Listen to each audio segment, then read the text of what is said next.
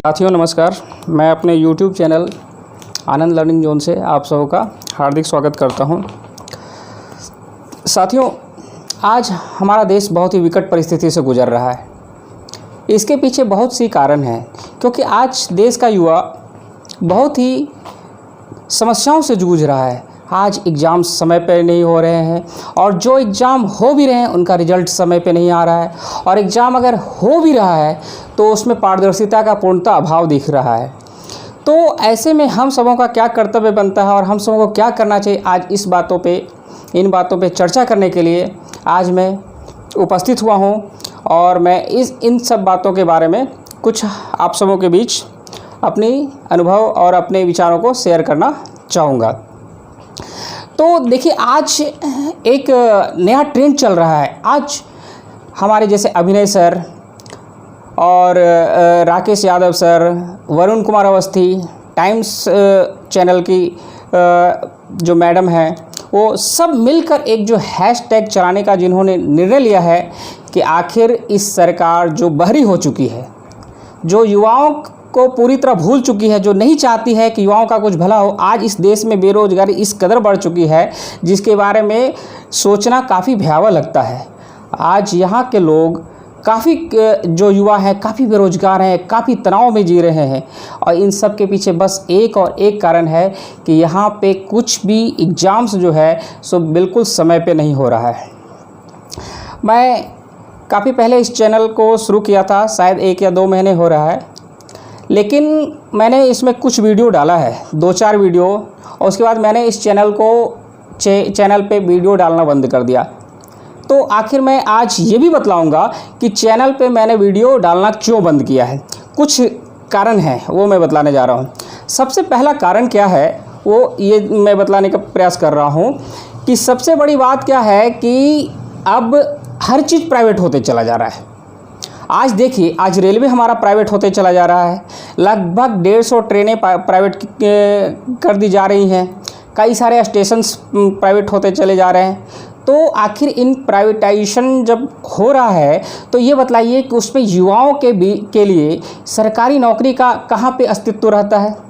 एक तो पहला मुद्दा ये। दूसरी बात है कि आज हम सब ये भी जानते हैं कि कई सारे बैंकों को मर्ज किया जा रहा है, और बहुत सारी बैंक जो मर्ज हो चुकी हैं उन बैंकों को भी फिर से उसमें जो हिस्सेदारी है जो हमारे गवर्नमेंट की, उसे बेचा जा रहा है। यानी कि जिस बैंकों को पहले इंदिरा गांधी की सरकार ने जब इसको प्राइवेटाइज्ड बैंक से नेशनलाइज बनाई, तो इसको फिर से नेशनलाइज बैंकों को प्राइवेट करने की प्रयास किया जा रहा है। तो ये देश आखिर किस दिशा में जा रहा है और हमें इसमें क्या करना होगा, ये सोचने की बहुत ज़्यादा ज़रूरत है। और अगर हम युवा नहीं सोचेंगे तो फिर इस देश के लिए कभी भी भला नहीं हो सकता है। और मैं अपने YouTube चैनल के माध्यम से आप लोगों के बीच ये कहना चाहता हूँ कि आप लोगों को इसमें बिल्कुल हिस्सेदारी और भागीदारी होनी चाहिए, नहीं तो यह देश बिल्कुल युवाओं के लिए तो बिल्कुल बचेगा नहीं, और पता नहीं आने वाली पीढ़ी के लिए हम लोग कुछ दे के जा पाएंगे या नहीं जा पाएंगे, इसमें कोई कुछ कह नहीं सकते। तो सबसे पहले क्या है, तो इन सब निराशाओं के बीच जब मैंने देखा कि अगर रेलवे में तो नौकरी अब काफ़ी कम बचेगी। दूसरी बातें क्या है कि अगर बैंक को लेते हैं तो बैंक भी अधिकतर मर्ज हो चुके हैं, और जो मर्ज हो चुके हैं उसमें भी डिसइन्वेस्टमेंट की जो प्रक्रिया शुरू करने जा रही है गवर्नमेंट, तो यानी कि अब वहाँ भी नौकरी नहीं है। तीसरी बात, अगर एसएससी को लेकर चलते हैं तो एसएससी में भी सीटें काफ़ी कम हो चुकी हैं, और एसएससी का एग्ज़ाम भी बिल्कुल समय पे नहीं हो रहा है, ये हम सबको पता है। क्योंकि 2017 की जो एसएससी हुई है उसका भविष्य अभी भी सुप्रीम कोर्ट में लटक रहा है। पता नहीं उसमें क्या होगा, उस पर हम सभी जानते हैं कि मुखर्जी नगर में काफ़ी कुछ हंगामा हुआ था, और सीबीआई को उस केस को दिया गया था, और सीबीआई उस केस पे काफ़ी सारी छानबीन की थी। पता नहीं क्या फाइंडिंग आया, पता नहीं, लेकिन इतना ये ऐसा लग रहा है कि शायद ये मुद्दा भी अब धीरे धीरे डिसमिस हो जाएगा। अब 2018 एसएससी की बात करते हैं। 2018 एसएससी में भी वही प्रक्रिया है। एक्चुअली क्या हो रहा है, 2018 में भी जो एसएससी हुई थी उसका अभी तक हम सभी जानते हैं कि ज्वाइनिंग की कहीं कोई खोज खबर नहीं है।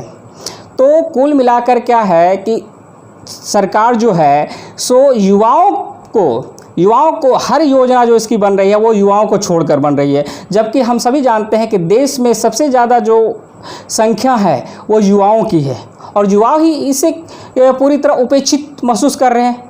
और देखिए, अधिकतर यूट्यूब चैनल में जितने भी टीचर्स ने इन मुद्दों को उठाया है तो उन्होंने केवल और केवल नेशनल मुद्दों को उठाया, लेकिन मैं इस चैनल में दोनों मुद्दों को उठाना चाहता हूं, एक तो नेशनल लेवल पे भी और दूसरा स्टेट लेवल पे भी, क्योंकि आज स्थिति काफ़ी भयावह होते जा रही है अगर नौकरी के मायने में देखें तो इन सब निराशाओं के बीच जिस आशा के साथ मैंने अपना यूट्यूब चैनल खोला, मुझे लगा कि शायद मैं इसमें कुछ अच्छा करूंगा, लेकिन जब सरकार की नीतियां इस तरह से बिल्कुल निराशाजनक दिख रहा था तो मैंने उसमें काफ़ी निराश होकर उसमें अपना वीडियो डालना छोड़ दिया।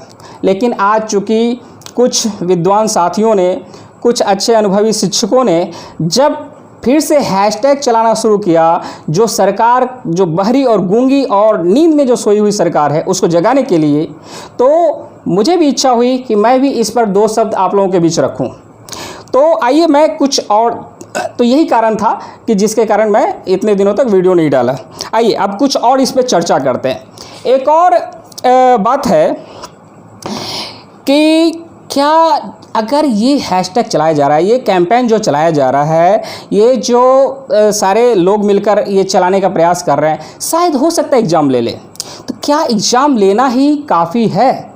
अगर एग्ज़ाम हो जाएगा तो क्या उससे हम सबों को संतुष्टि मिल जाएगी? बिल्कुल नहीं, कभी नहीं। एग्ज़ाम अगर हो भी जाएगा तो हम सबों को कोई संतुष्टि नहीं मिल सकती, क्योंकि आज जिस लेवल पे करप्शन फैल चुका है ये हम सबों को पता है कि वो क्या हो रहा है एग्ज़ाम्स में।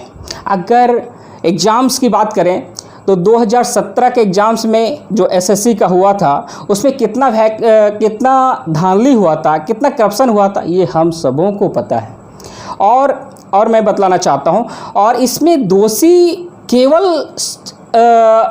जो सेटिंग कराते केवल वो नहीं है, और मैं कुछ लोगों का नाम नहीं लेना चाहता हूँ, लेकिन इतना भी है जो बड़े बड़े इंस्टीट्यूशंस हैं, इंस्टीट्यूशंस कहना शायद सही भी नहीं होगा, जो शिक्षा माफिया जो चाहते हैं कि पूरे बाज़ार, शिक्षा को एक जो बाज़ार बनाया जा चुका है उस बाज़ार को पूरी तरह कब्जे में करना चाहते हैं, उन लोगों ने इस शिक्षा के स्तर को धूमिल करने का प्रयास किया है पूरी तरह से।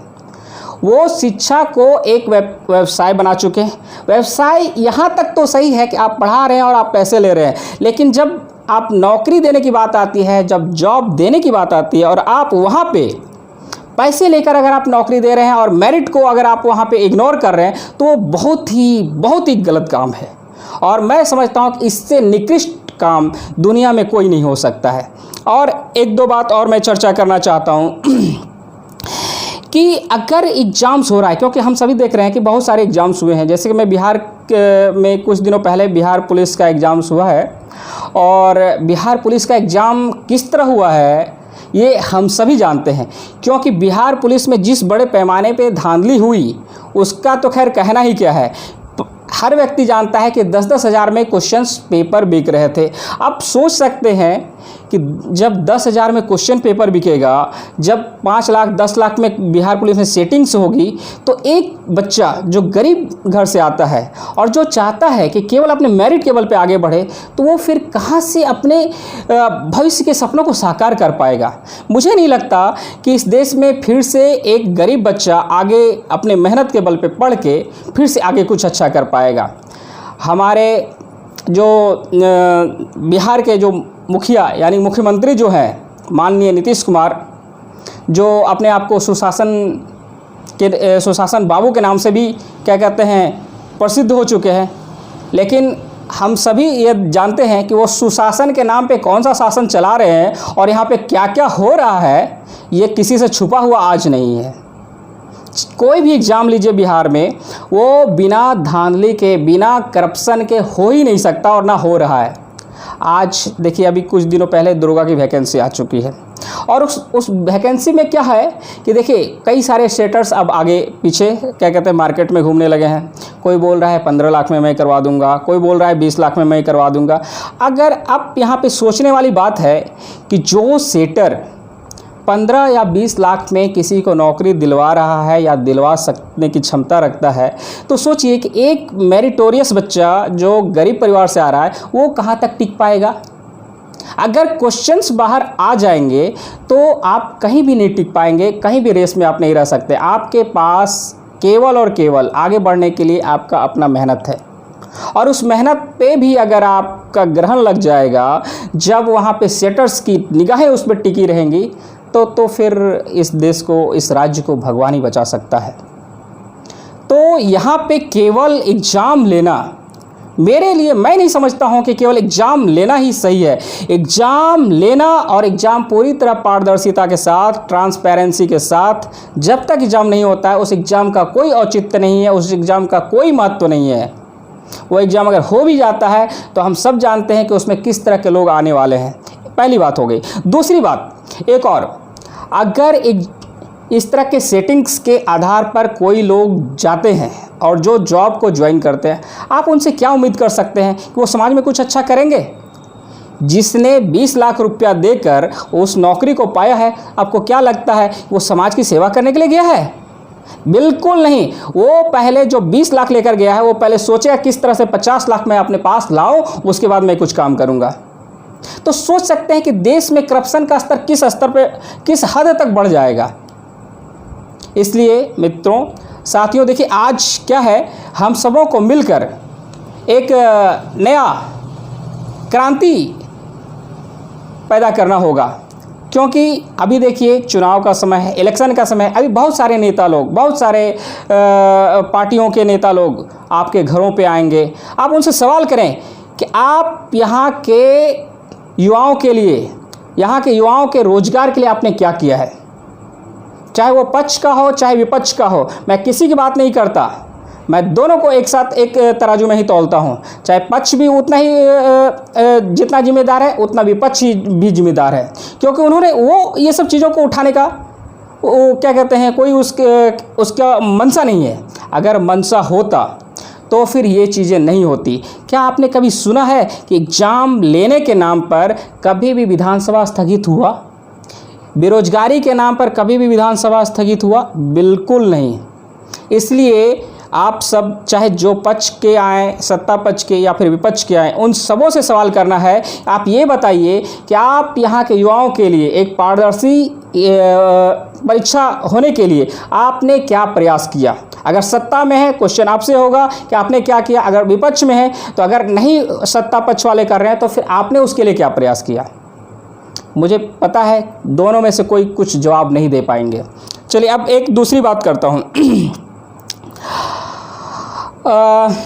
देखिए क्या है कि अब थोड़ा मीडिया का भी चर्चा कर लेते हैं।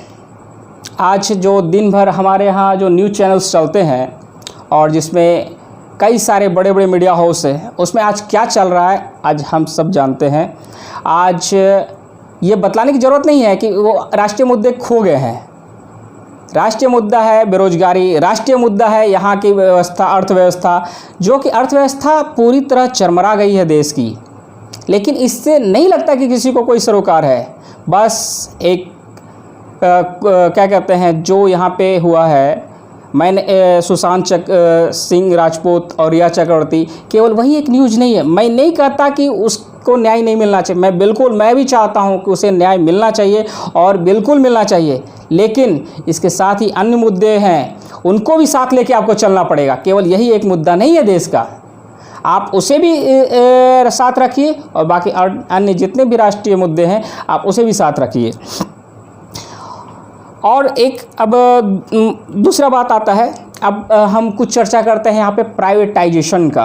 अब देखिए क्या है कि पता नहीं क्या है सत्ता पक्ष के मन में, केंद्रीय सत्ता पक्ष की बात कर रहा हूँ मैं, वो हर चीज़ों को प्राइवेट करने की बात कर रही है। आज रेलवे में कई सारे ट्रेन्स को प्राइवेट किया गया है। तेजस ट्रेन से शुरुआत हुई थी, कई सारे स्टेशंस को प्राइवेट किया जा रहा है।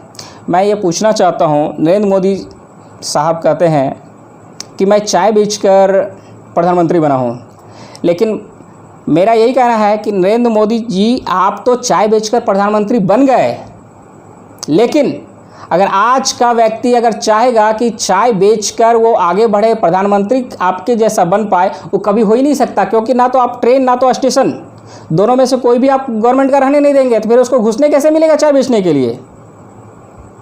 क्योंकि वहाँ तो केवल वेंडर्स बेच सकते हैं जिन्होंने काफ़ी सारे मात्रा में पैसा दिया होगा। इसलिए इस देश की जनता को बेवकूफ़ मत बनाइए। काफ़ी बेवकूफ़ बन चुकी है इस देश की जनता और यहाँ के युवा काफ़ी परेशान हो चुके हैं। इसलिए कृपया उनके भावनाओं के साथ खिलवाड़ मत कीजिए। आप लोग जो भी यहाँ पे वैकेंसीज आ चुकी हैं, कृपया उनका एग्ज़ाम बिल्कुल सही समय पे लें और बिल्कुल पारदर्शिता के साथ उसको एग्ज़ाम को कंडक्ट करवाएं। एक छोटा सा उदाहरण लेता हूँ। 2014 में जब बिहार में चुनाव 2015 में होने वाला था, तो उससे जस्ट पहले 2014 में बिहार एसएससी जो इंटर लेवल का निकाला गया था। आप सबको पता है कि 2014 में जो बिहार एसएससी जो इंटर लेवल का निकाला गया, आज 2020 चल रहा है और इस 2020 तक अभी तक इसका कुछ भी मेंस के बारे में कुछ हुआ नहीं है। मेंस कब होगा ये कोई कह नहीं सकता, और अगर मेंस होता भी है तो उसकी ज्वाइनिंग कब दी जाएगी ये भी पता नहीं है। मतलब समझ सकते हैं कि इस 2014 से लेकर 2020 तक यानी इन 6 साल में केवल और केवल आप पीटी करवा पाए हैं। ये देश कहाँ जा रहा है, ये राज्य कहाँ जा रहा है, समझ में नहीं आता है। कुछ तो शर्म कीजिए नीतीश बाबू, आप तो सुशासन कहलाते हो। क्या है समझ में नहीं आ रहा है। बेशर्मी की हद होती है। यहाँ का युवा क्या करेगा ये बतलाइए। आप तो एसी के रूम में सारे प्लानिंग करते हो, ठीक है, और क्या क्या बोलूँ, क्योंकि यहाँ बिहार की क्या व्यवस्था है तो सबको पता है। पुल का उद्घाटन होने से पहले पुल ही गिर जाती है, तो ये तो किसी से छुपा नहीं है। लेकिन एक बात तो इतना अवश्य है, तय है कि युवाओं के साथ जो खेल आप खेल रहे हैं वो बहुत ज़्यादा दिनों तक नहीं चलने वाला है। इसलिए समय है, संभल जाइए, नहीं तो ऐसी क्रांति उठेगी जिसको रोक पाना काफ़ी मुश्किल होगा। ऐसा मैं नहीं कहता हूँ कि वो सत्ता पक्ष के, ये एकदम बिल्कुल राजनीति विहीन क्रांति होगी, लेकिन बिल्कुल व्यवस्था के परिवर्तन की क्रांति होगी। मुझे एक बात और नहीं समझ में आ रहा है कि ये सब जो हो रहा है, पता नहीं इन लोगों के मन में कोई जूं रेंगता भी है या नहीं रेंगता है। हम सभी जानते हैं कि जब जयप्रकाश नारायण ने संपूर्ण क्रांति का शंखनाद किया था और माननीय लालू प्रसाद यादव और ये माननीय नीतीश जी, ये दोनों उसी आंदोलन की उपज हैं।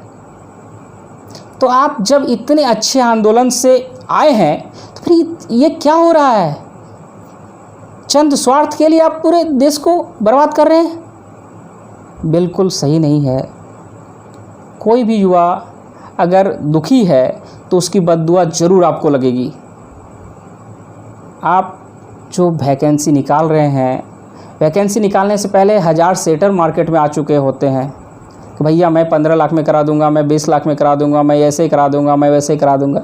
ये क्या है? क्या इसी देश का हम लोग कल्पना किए थे?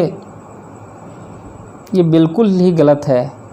इसलिए एग्ज़ाम बिल्कुल पारदर्शिता के साथ कंडक्ट करवाएं। बस यही मेरी विनम्र प्रार्थना है आप सबों से, चाहे वो सत्ता पक्ष के हो चाहे विपक्ष के हो।